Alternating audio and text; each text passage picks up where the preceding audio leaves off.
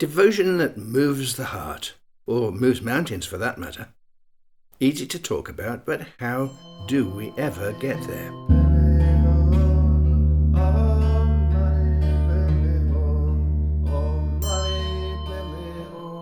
Hello to all my dear listeners. Thank you for actuating the actuation doobery to make this podcast play.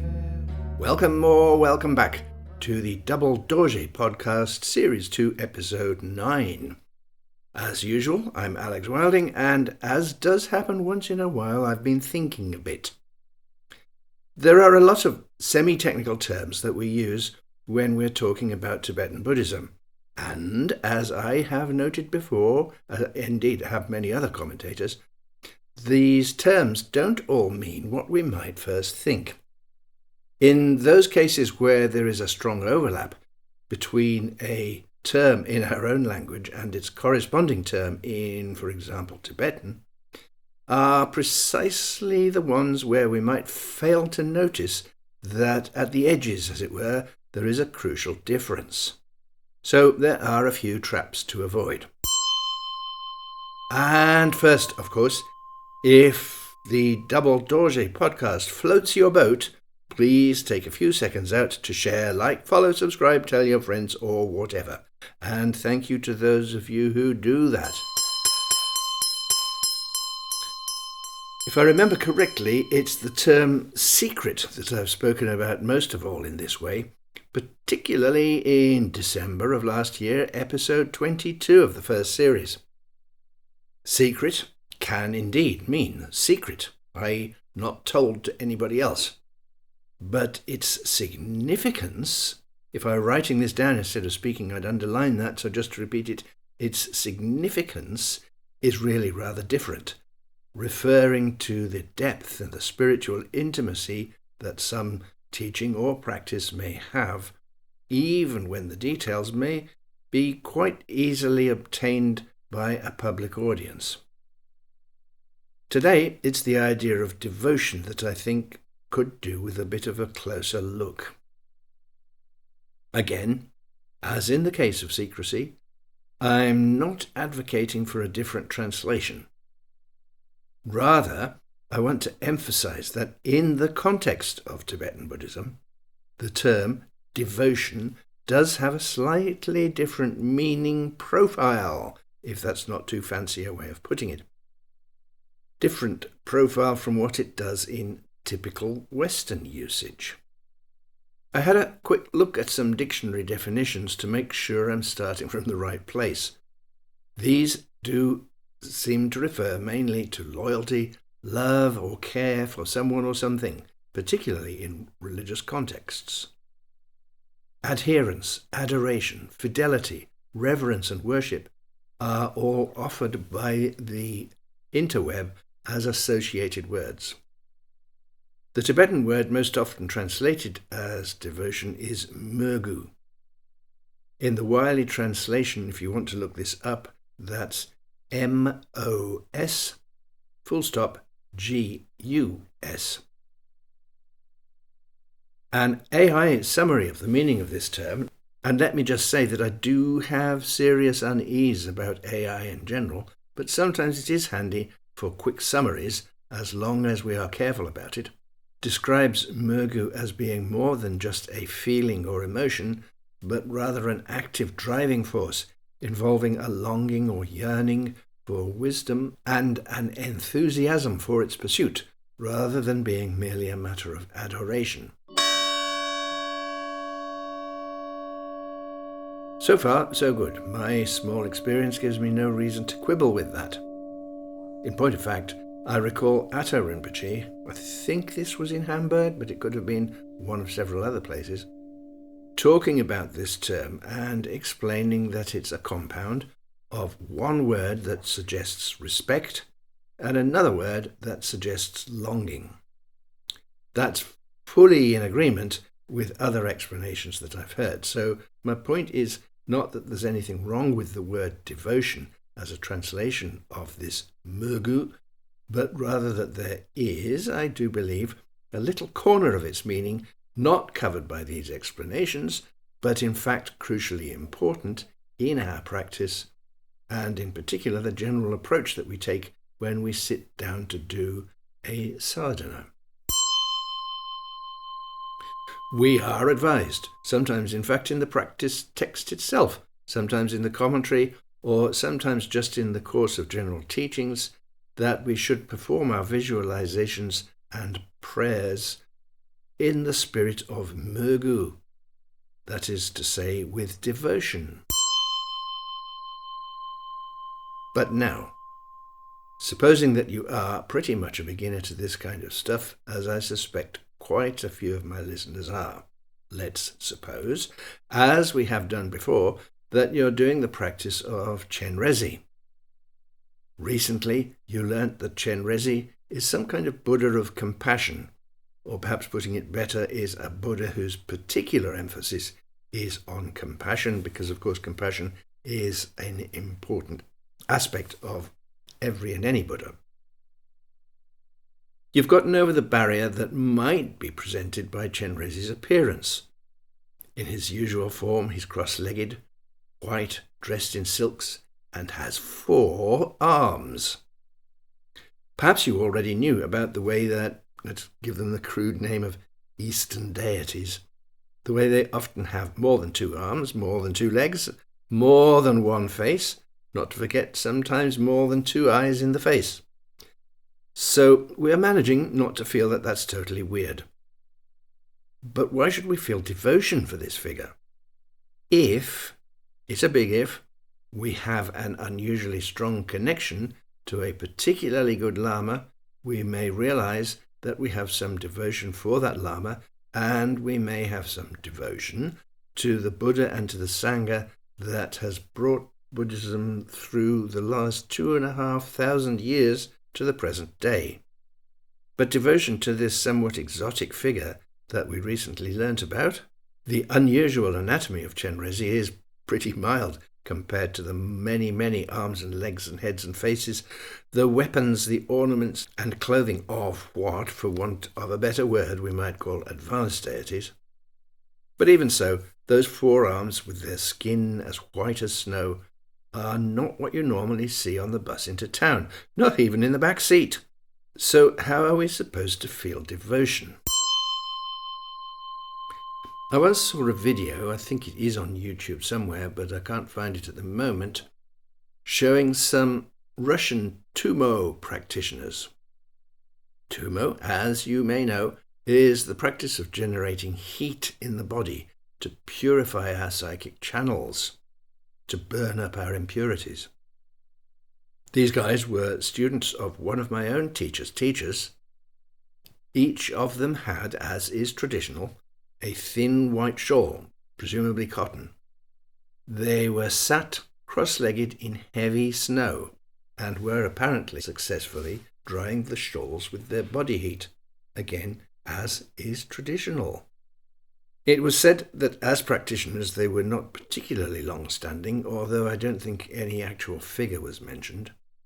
I asked my teacher how it was possible that they could achieve this in such a short time, and his immediate answer was that it was the strength of their devotion and faith. Again, I must ask, how are we ordinary people supposed to feel that kind of devotion?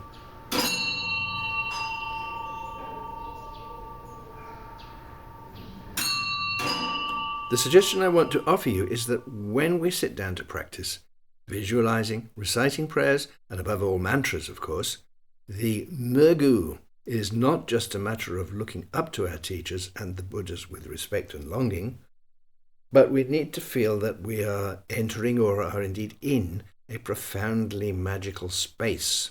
I'm talking here in general terms, but of course this is very much what is intended when, in the course of such a visualization practice, we enter into the mandala of the deity.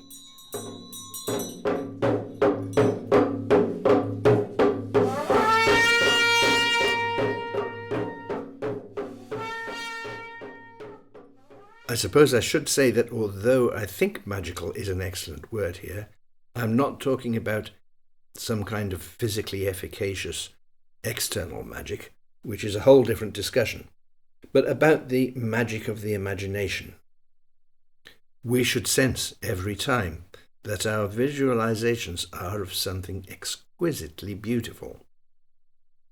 We should sense that our mantra, even if it is something as well known as the money, is a vibration of profound meaning and blessing, resonating throughout the universe, radiating compassion and wisdom. The light radiating from Chenrezig sparkles and shines with the mystery of moonlight and starlight, while the whiteness of his body gleams like the snow on a high mountain shimmering against the deep blue sky.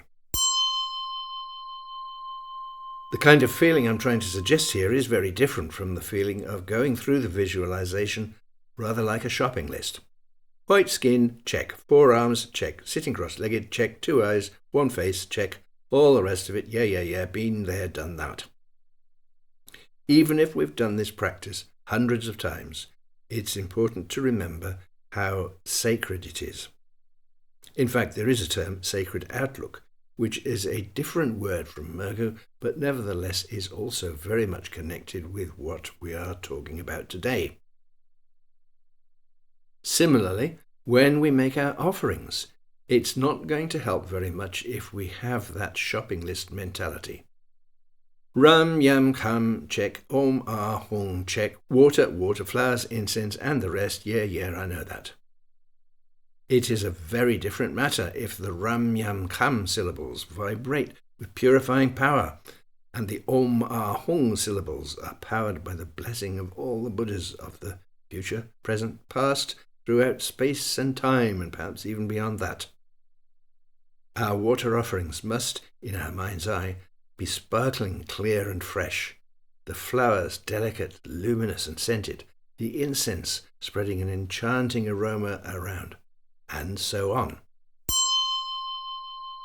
In Series 1 I mentioned William Blake a couple of times, but I think this one of his most famous verses bears repeating. To see a world in a grain of sand, and heaven in a wild flower, hold infinity in the palm of your hand, and eternity in an hour.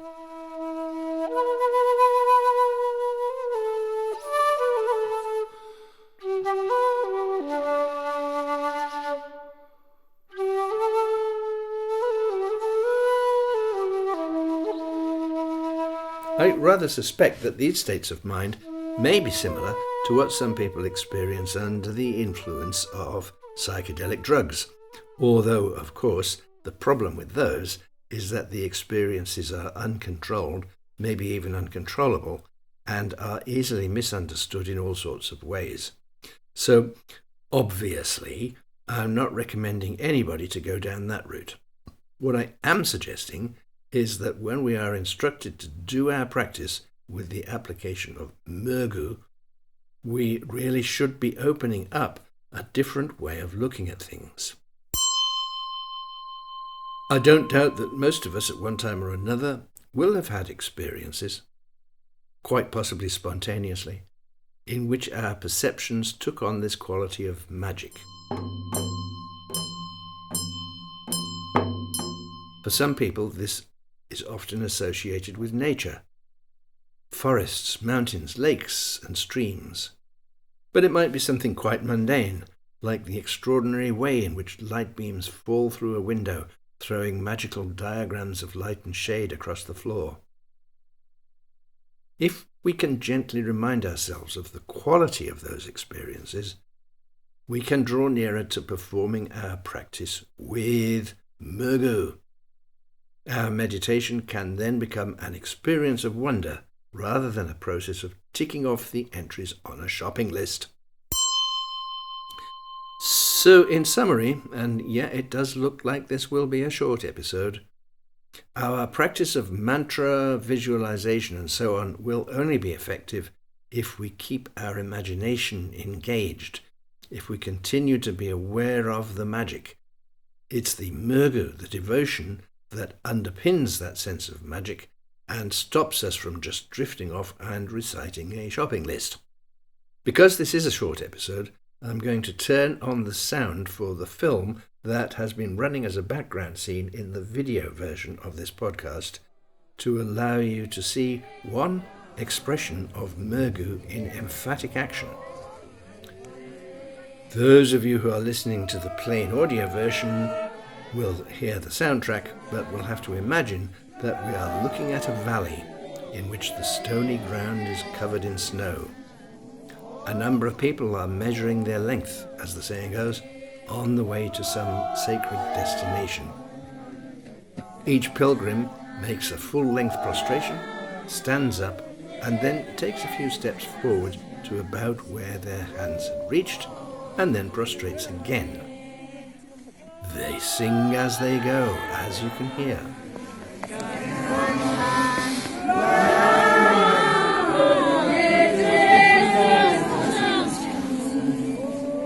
After a while, the camera zooms back to show us not just the dozen or so people that we started with, but getting on for 50 people, making progress in that way.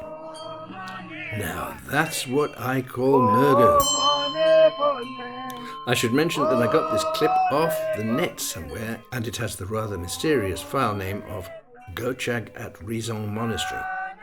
If there's an owner out there who would like to be credited, I would be more than happy to do so. The same goes for the second clip, which is entitled Prostrations in the Snow at Lama Yuro Gonpa. So please remember, of course, if you appreciate this episode or podcast, then do like, follow, subscribe, and tell your friends. And remember, it's not so much the practice, it's the devotion, the mögü that you do it with, that makes the difference. Bye.